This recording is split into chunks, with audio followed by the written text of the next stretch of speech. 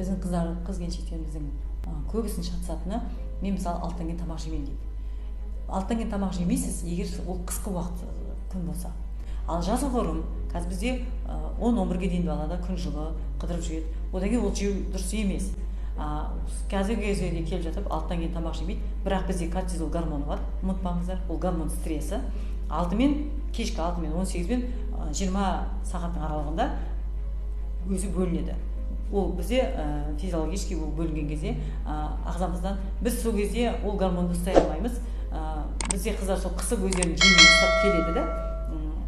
Бірақ жаңағы гормон өзінікін бөліп, өзінің уақыты болмаған. Ол гормон бөлінген кезде бізге тиде болса углевод, белок, жырдың біреуі түсу керек ағзамызға. Ол түскеннен кезде ол гормон өзінікін алғаннан кейін өзі басылады. Кортизол гормон.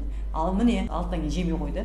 Ол 8-ге дейін гормон бөлініп, бірақ ол ешқайда бармағаннан кейін, өйткені ол алады біздің инсулинді қоздырады. Инсулин қозғаннан кейін сіздің қарныңыз өте ашады да, сағат 10-11-ге қарай ұстап келіп, адамда жор пайда болады. Яғни қайтадан көп жеп қойды. Бір көсек жемінде тоқтай алмай қалады да, олар көп мөлшерде жейді. Міне осы жерде и кортизол, стресс гормоны, и инсулинді көп бөлінгеннен кейін адамдарда бізде артық салмақ уже тоқтата алмайды.